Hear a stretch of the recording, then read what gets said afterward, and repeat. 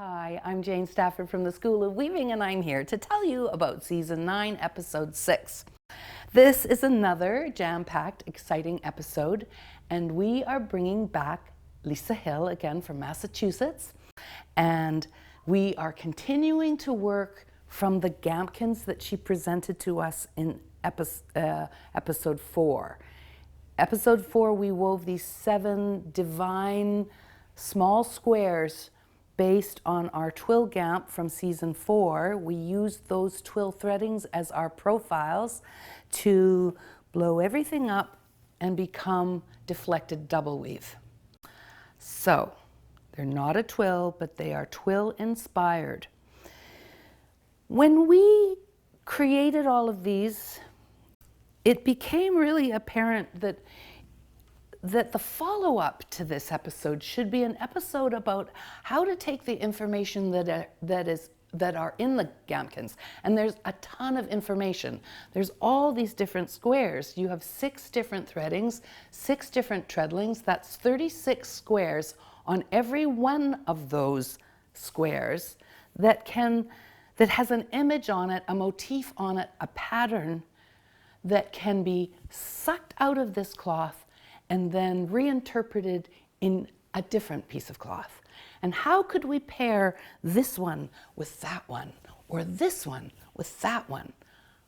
So that's what this episode became about. It is so wonderful to see the projects that we came up with, that Lisa came up with, and then eventually it became a collaboration between the two of us preparing. The first piece, we have one of those beautiful squares coming straight off the cloth, woven in exquisite alpaca.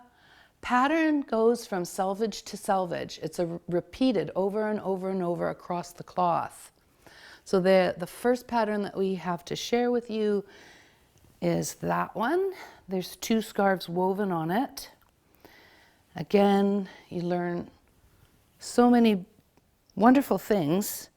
You'll notice that at the bottom, it's got a different border for the hem, in the hem area, and then this repeated sequence over and over and over. And again, we have a front side and a back side. This side is very, very different from the back, or they're 2-sided fabrics. So we started here, and then I thought, wouldn't it be interesting? Because so typically we see these patterns going selvage to selvage. So what if we start overlaying them on concepts of division of space in a different way? So the next piece that Lisa designed was this piece. I asked for a 2-stripe. You know how much I like 2 stripes. So we have all kinds of amazing patterning happening in this 2-stripe, where she took the original pieces, or the original seeds came from one of the Gampkins. So that's one side, and I'm going to just open it up so that you can see the back side. We have 2 sides that are different. Let me turn that around so the camera can pick that up. Does that show well? It does? Okay, good. All right, so we have these 2 sides, and then we looked at it and thought, well, how can we morph that into something that's perhaps a little simpler?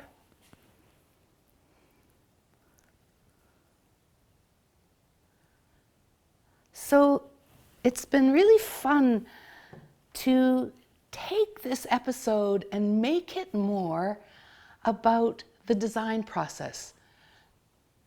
The entire process of starting here, moving along, ever trying to change and morph things until we get it where we want. So it's a different episode. We've never done an episode this way where we followed the process through. We decide we like this about it, we don't like that about it, what can we do to change it? So we carried on.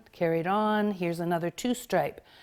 What if we want to explore having a block or an area in a textile that is completely different than the patterned area? So here we have the very first rendition of this scarf, which has become the project that you will get. You'll get the PDFs for all of this, but this is the project that we will have a kit for and we'll demonstrate at the loom. But it started with 3 different ideas across this warp, a 2-stripe with plain weave on one side, and then the other half was divided in 2. So this is our very first kick at the can. And then it was simplified. And this is our second kick at the can. And then we took it and we explored it with different colors and brought a symmetry to it. We also explored different yarns in these 2 areas, and we ended up with this one,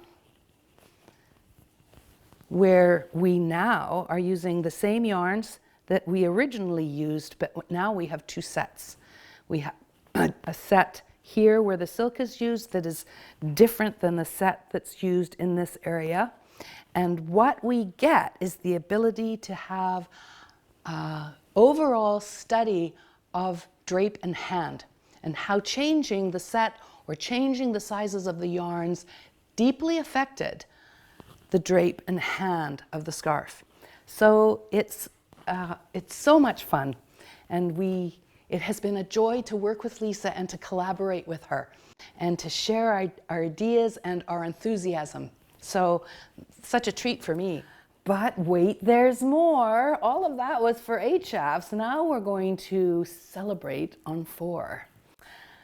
Many years ago, one of my students named Jean Carey from Whitehorse brought me these 2 lovely trivets that she had woven using, I don't think that they are using willow. They were using a tree that was indigenous in her area. Perhaps it's willow, but they're beautiful. They're woven using a monk's belt threading. Every time I put them on the table, they make me smile. Every time I feed my family and put a lasagna pan on here, they make me smile, and I think of Jean. And I just thought, you know, we have to do something different. It's time to do something different. So I played with the concept of using a threading that could be used for deflected double weave, but it could also be used for monk's belt, and playing with natural materials. And so we've had my darling Joan twice, 3 times now. Joan Kerrigan has come to teach for us and taught us basketry technique. But Joan has this other side of her that just always leaves me feeling calm and grateful to have her in my life. And it is her beautiful personality, but her relationship to the natural world around us. So she has given me all kinds of natural materials that she has harvested in her life. She harvests natural materials all the time.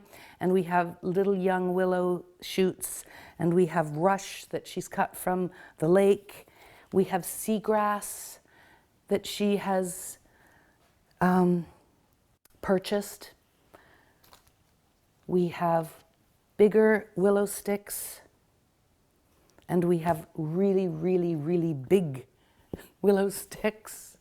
So Joan is going to come and talk to us about finding natural materials in the world around us.